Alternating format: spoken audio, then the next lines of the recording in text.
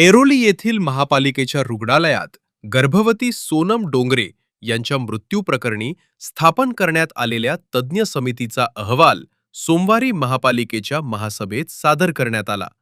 सखोल वैद्यकीय चौकशीनंतर संबंधित डॉक्टरांकडून उपचारात कोणताही वैद्यकीय हलगर्जीपणा झालेला नसल्याचा निष्कर्ष समितीने नोंदवत डॉक्टरांना क्लीन चिट दिली. महापालिका आयुक्तांच्या मार्गदर्शनाखाली नियुक्त करण्यात आलेल्या तज्ज्ञ समितीने वैद्यकीय कागदपत्रे, तपासणी अहवाल, औषधोपचार आणि उपचार पद्धतीची सविस्तर पडताळणी केली. समितीच्या अहवालानुसार सर्व उपचार निर्धारित वैद्यकीय प्रोटोकॉलनुसार करण्यात आले असून डॉक्टरांच्या निष्काळजीपणाचा कोणताही पुरावा आढळून आलेला नाही. आणि त्यांचा PM रिपोर्टमध्ये सुद्धा असं म्हणतोय की लॅरिंजियल इडिमा म्हणजे आपली ही जी लॅरिंग्स म्हणतो, म्हणजे आपण पाईप जो आहे हवेचा पाईप, त्याला आपण जो लॅरिंजियल तोही आपल्याला त्याच्यामध्ये सूज दिसली. पेटेशियल हिमेरेजेस इन लंग्स म्हणजे लंग्समध्ये त्यांना हे दिसलं. हार्ट आणि ब्रेन, आणि ह्या तिन्ही ज्या बाबी आहेत ह्या ज्या कशाच्या रिॲक्शन आहेत ते अनाफॅलेटिक रिॲक्शन. हे जे औषध आपण ज्यावेळेस देतो एखाद्या औषधाला, ज्यावेळेस डॉक्टर आपल्याला आपले सभापती महोदय सांगत होते की काहींना अशी रिॲक्शन येते, त्या रिॲक्शनचे जे लक्षणं आहेत ते लक्षणं याच्यामध्ये आढळून आलं, असं हे PM रिपोर्टमधलं जे हॉस्पिटलचं निरीक्षण आहे.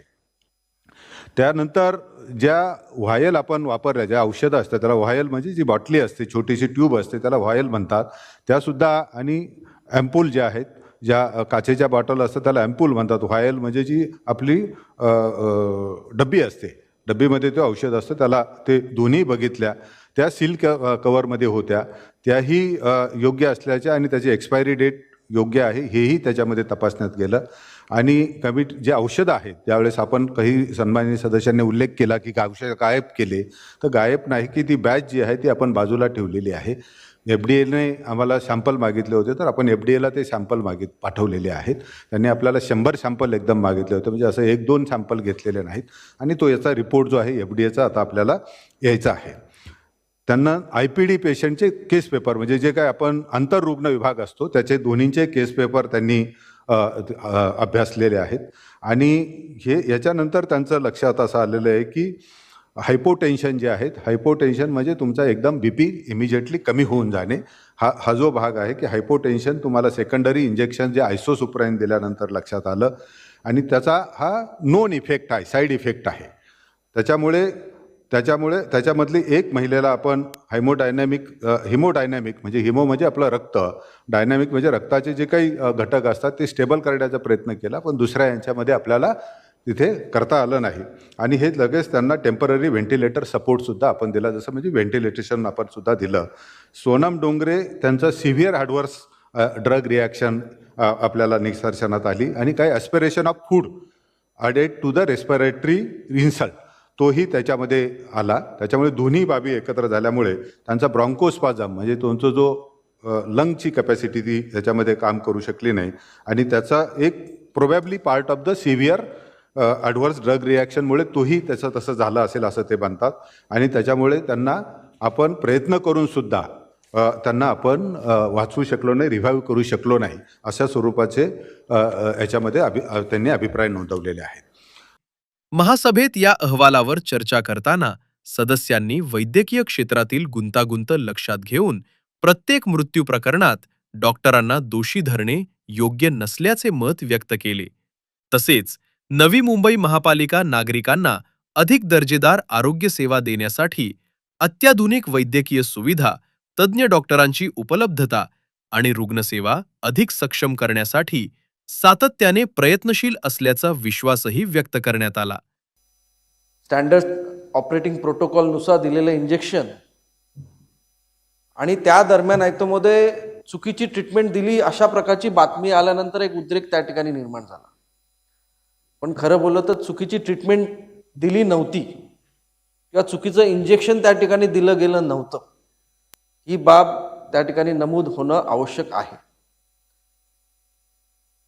चुकीचं इंजेक्शन दिलं असतं, चुकीची ट्रीटमेंट दिली असती तर निश्चितच त्या ठिकाणी तशा प्रकारची कारवाई झाली असती. पण अशा प्रकारचं त्या ठिकाणी भावना घेऊन निघाल्यानंतर सभापती महोदयाने सांगितले की दरवेळेस, आणि ॲक्टमध्ये देखील झाले, दर महिलेला त्या ठिकाणी हे इंजेक्शन दिलं जातं. रेअर केस त्या ठिकाणी त्याचं रिॲक्शन त्या ठिकाणी होत असतं. आपण बघतो प्रत्येक औषधाचं रिॲक्शन त्या ठिकाणी होतं. पण या ठिकाणी आपण डॉक्टरांना त्या ठिकाणी टार्गेट करणं हे उचित नाही. डॉक्टरकडे आपण जीव वाचवण्यासाठी आपण एक आशेने त्यांच्याकडे जातो आणि अशा प्रकारे दर मृत्यू प्रकरणी त्याला जर दोषी धरलं तर कुठलाही डॉक्टर इंजेक्शन देण्यापूर्वी 100 वेळा तो विचार करेल. तो बोलेल की आम्ही उपचार करू की नको करू. तर अशा प्रकारची भावना कुठल्याही डॉक्टरांमध्ये निर्माण व्हावी अशा प्रकारचं आपलं मत असू नये. त्यामुळे आपण देखील त्या ठिकाणी अशा प्रकारची कुठली बातमी येते तर अंतिम निष्कर्षापर्यंत पोहोचण्याच्या आधी त्याची शहानिशा करणं खूप आवश्यक त्या ठिकाणी आहे.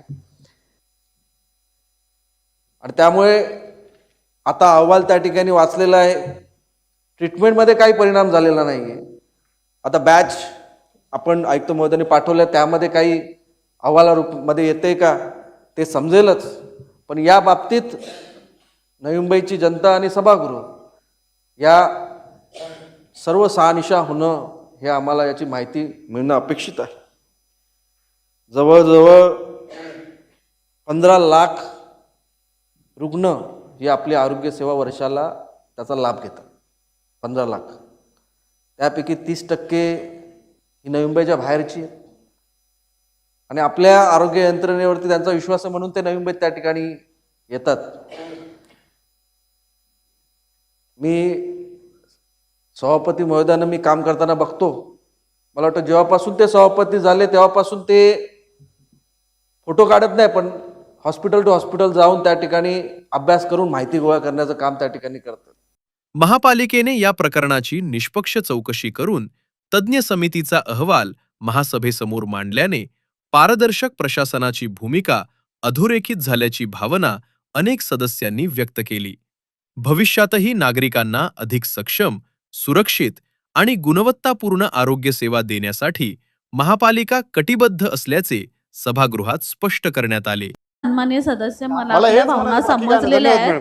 आता विरोधी पक्षनेते आणि गटनेत्यांच्या माध्यमातून जी लक्षवेधी मांडली गेली आहे आणि आपल्या सोनम डोंगरे ताई यांचा दुर्दैवी मृत्यू झालेला आहे त्याच्याबद्दल आपण सविस्तर इथं चर्चा केलेली आहे. जे रिपोर्ट चौकशी अंती आलेले आहेत त्याच्या माध्यमातून समजलेलं आहे की इंजेक्शन किंवा डॉक्टरांची कुठलीही चुकी नव्हती, कारण हे लाईफ सेव्हिंग ड्रग आहे.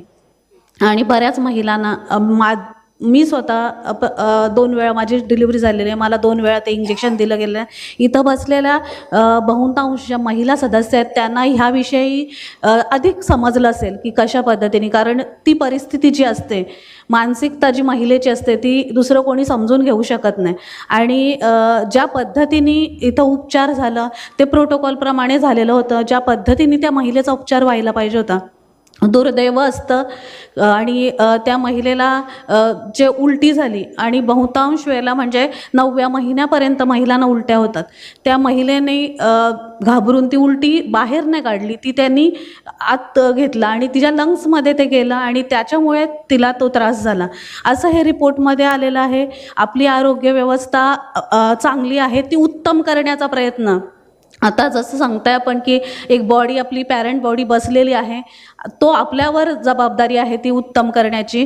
आणि त्या पद्धतीने आपण सुरुवात केलेली आहे. आपण जे डायलिसिस सेंटर उभारलं आहे, आपण कॅथलॅबचं आत्ताच भूमिपूजन केलेलं आहे. विविध आपण जे प्रभाग आहेत तिथं आता पोटा कॅबिन त्याचं ओपनिंग बाकी आहे, कारण आपल्याला डॉक्टरांची, नर्सिंग स्टाफची आणि इतर स्टाफची